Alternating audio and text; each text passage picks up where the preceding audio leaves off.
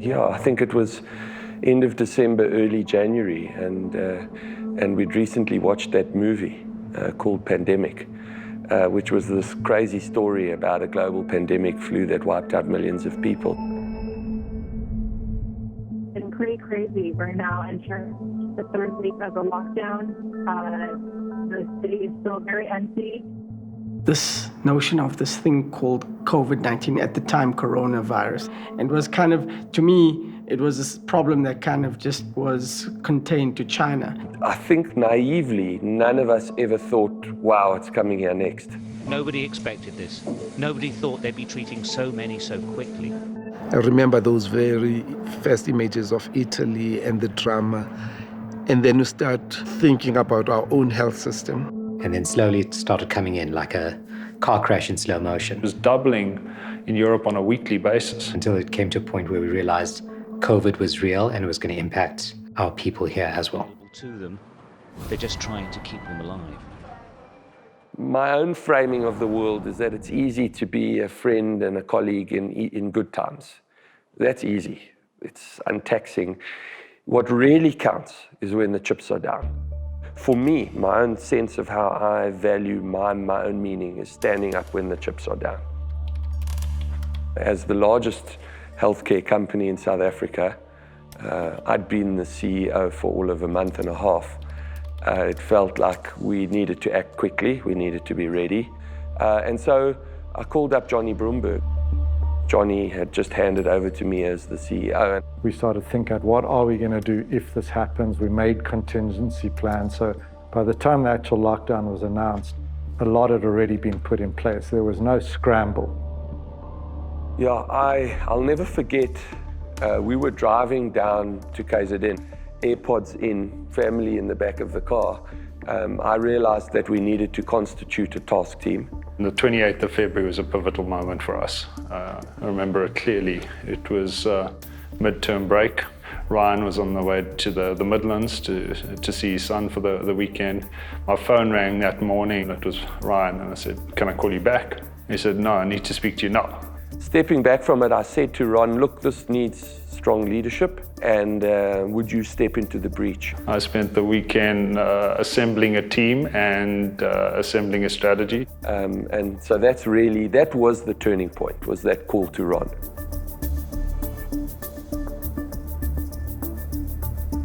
As an organization where we're literally looking after the health and safety of thousands of employees, but millions of clients, it immediately set off every single sort of alarm bell that you can imagine. I felt very scared, very frightened by the imminent leadership challenge, a realization that there was a massive disruption coming, which I think required huge coordination. I guess there was a part of me that wished that Johnny was still the boss there at Discovery Health.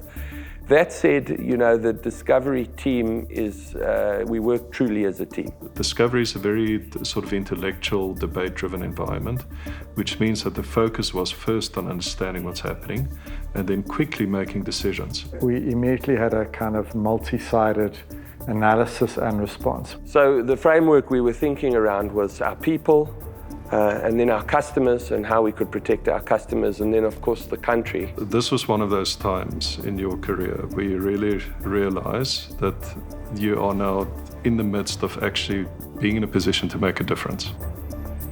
Because of the way that Discovery has invested in its data and in its analysis of health over decades, we could see what is happening as the disease was emerging. And it was a great sense of almost a weight of responsibility to try and really get to the truth of what's happening as soon as we could. And our people, I think our team has done a great job. Our people's advice was lock down now, shut the borders, let's try and get ahead of the curve.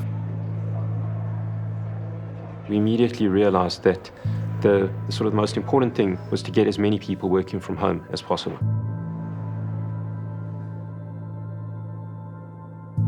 Roughly, we were about 12,000 people working for Discovery, and 95% of those people went to work from home.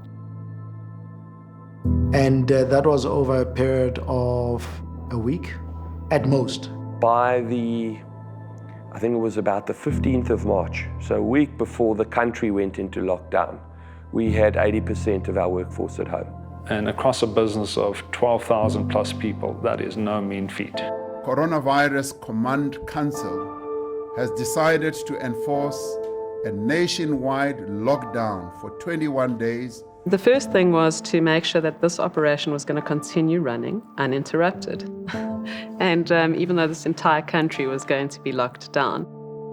You know, we wondered whether our IT network would cope with 7,000 people working from home. The question was it feasible to continue to deliver service? You can imagine that actually took a lot of effort around hardware repurposing, but also putting in place software that enables one to work from home seamlessly. That was all done through the great people, right? Because you can't do things at lightning speed, especially that kind of quantum of things and that scale of things, unless you've got a really solid team. We were able to be effective quite quickly from home. I mean, I didn't know about, I've heard about Teams, never heard about Zoom. I had a quickly crash course.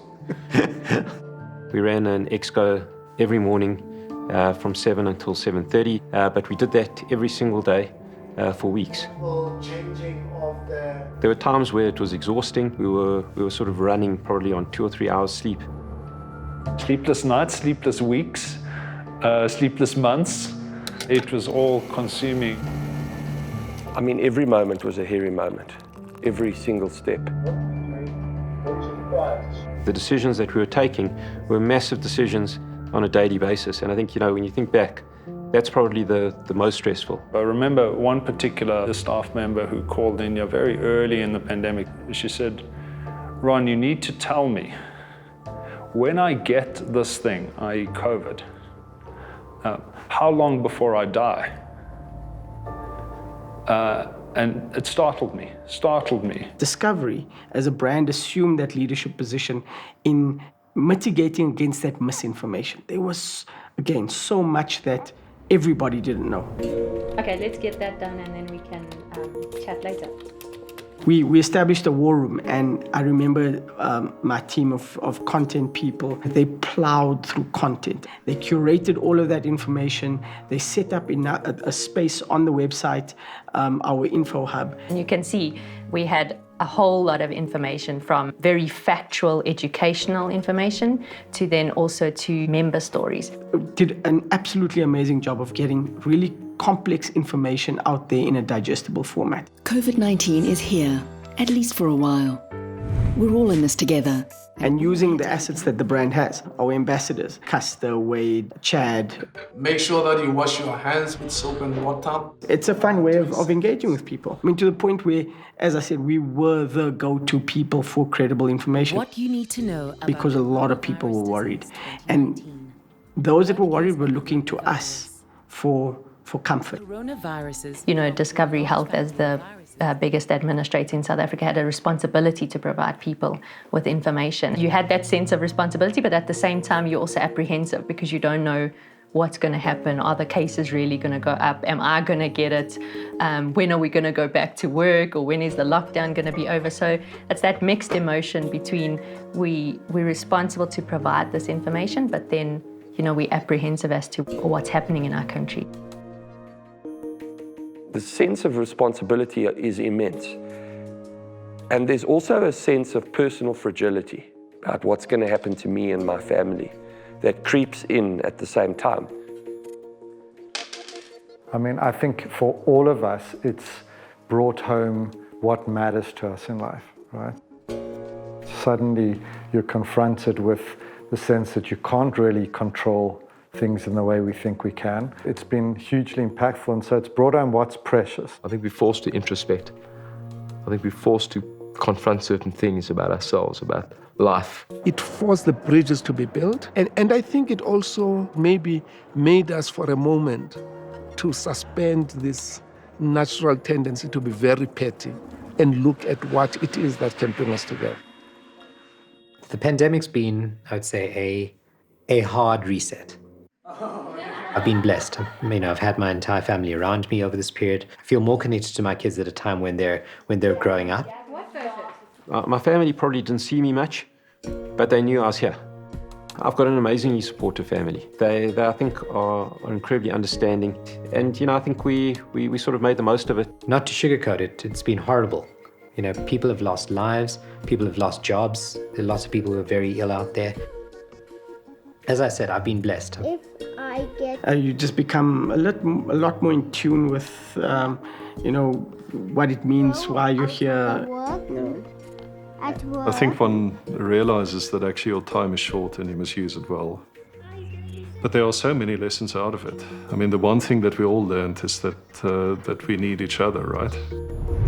But the purpose of this really is to make sure that we just stay in touch, that we stay completely informed. We very, very quickly realized that the sort of contact to our people and really sort of keeping them engaged and communication was absolutely crucial. The desire to keep us as a close-knit community. Discovery had set up the most amazing ways for us to be able to work from home, connect with each other, and stay incredibly productive. Lisa? Just a few perhaps closing sentiments. We're communicating more frequently than I think we've ever communicated. It's a great privilege to be able to chat to you. My name is Noluthando Nematsverani. We had superb speakers. My name is Nonkupije, and I'm the head of... Every single week since the start of the lockdown. Welcome to this morning's webinar. And what it did was it created a feeling of really being connected. That's good. Put your knees down if you need to. 2, 1, and rest. Okay. We designed new benefits. This is a big thing. In the medical scheme world, typically designing a new benefit takes us at least a year. But in this situation, in a matter of 2 weeks, we designed a benefit called the World Health Organization Outbreak Benefit. And then we launched benefit after benefit. I realized, sitting at my kitchen table, I wrote a note to Adrian, Hilton, and Johnny to say, guys, we've got a real problem for the doctors. The doctors are not going to be able to practice. One of the immediate challenges was that doctors would be the most at risk and exposed. And at the same time, doctors' rooms, if you think about it, would probably be one of the most dangerous spaces. So it was a massive hit. Most practices during the lockdown, especially in April, we dropped by about 75%. So the first thing that we did was we said, how do we use our virtual consultation platform to actually make both doctors and members safer? How can I help you today? What's happening? The adoption soared. I think we went from 200 consultations a month to well over a few hundred a day. So we could do this virtually, and both patients and doctors and our families were protected. And then we took it to the whole country. We then said, okay, we're going to make this available to the entire country, and we're going to fund all of those consultations for anybody that needs them. Amazing for our South African population, because suddenly it made more doctors available to a broader cross-section of our population. It didn't matter where you were. It's just the way Discovery is wired, is towards your innovation, so always thinking about what's next. I was lying in bed at about 1 o'clock in the morning one night, reading the news from New York. And one of these clinicians had written a blog about this phenomenon which he coined a term called silent hypoxia. It's a reduction in oxygen levels in your blood, but you don't even know about it. And he was attributing the silent hypoxia to some of the very poor outcomes.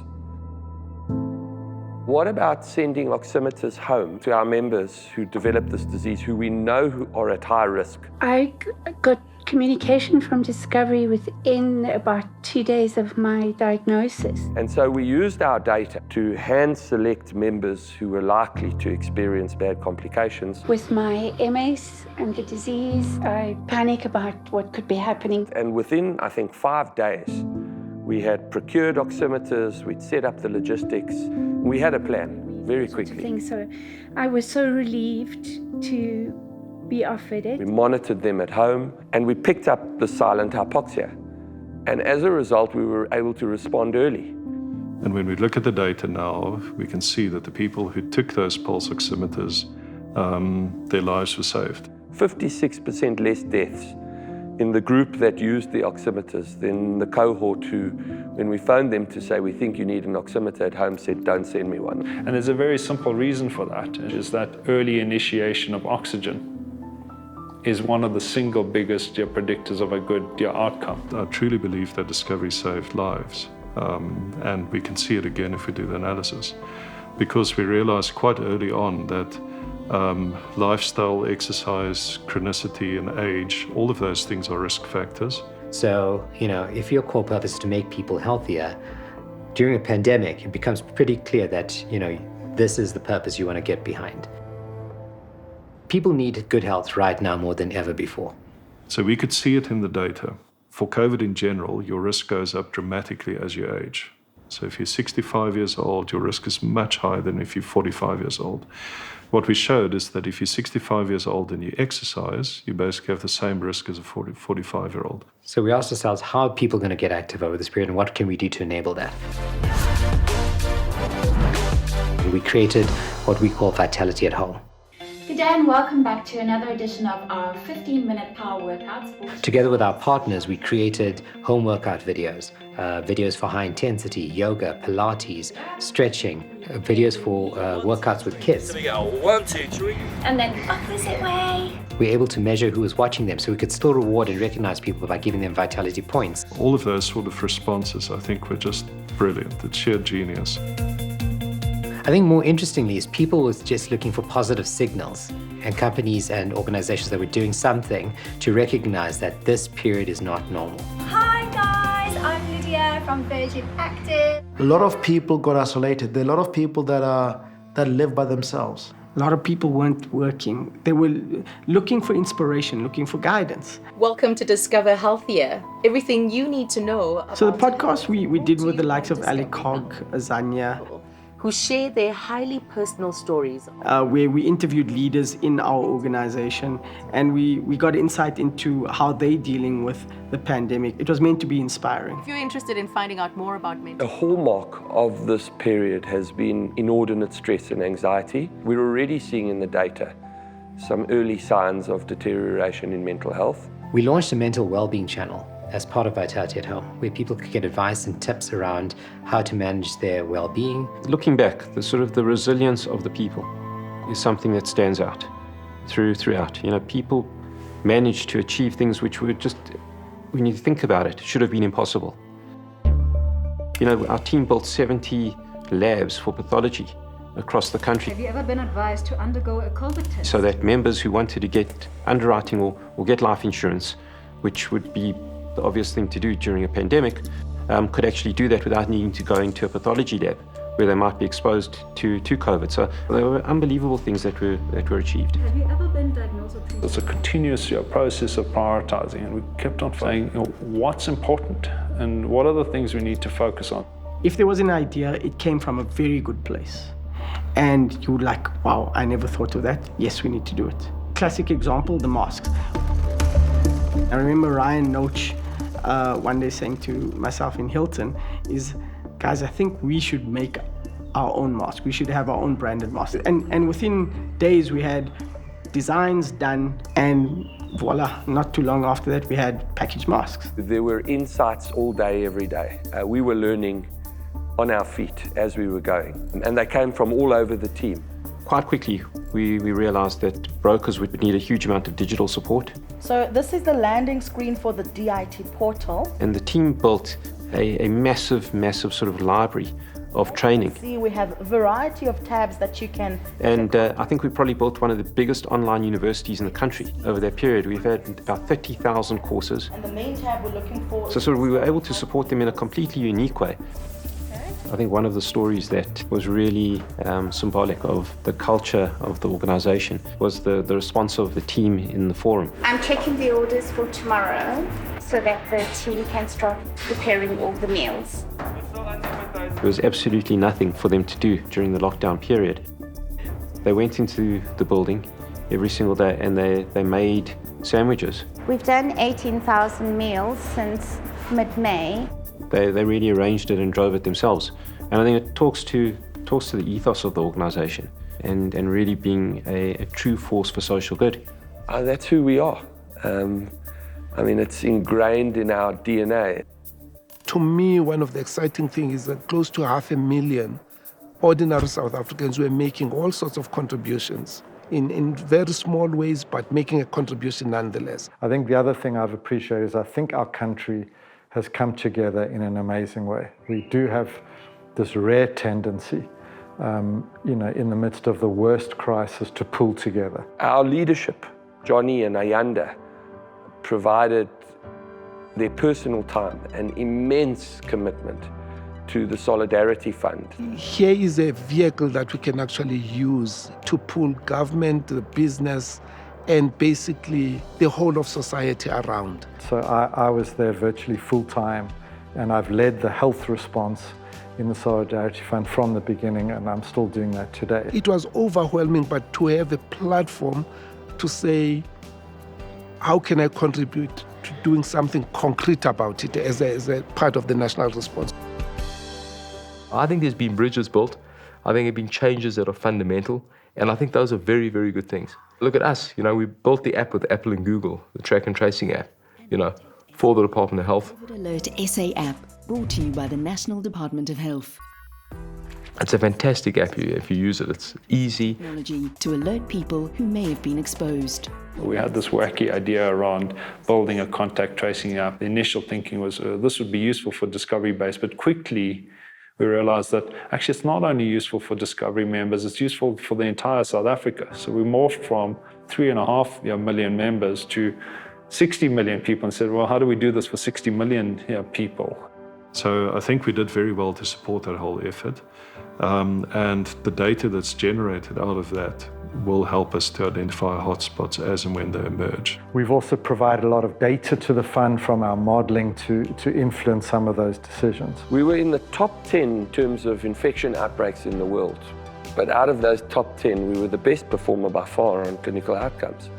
Our system didn't fall over. Our system was robust, together with great leadership in the country and early lockdown, and a brilliant healthcare system response, brilliant work by our healthcare professionals. We treated this disease really well. It is amazing, and it's something to be really proud of. It's a shining light from our country. It's something we should really be using as a case study. It's a story we need to tell as a country. I think the response to COVID. It's been a very, very, very good response.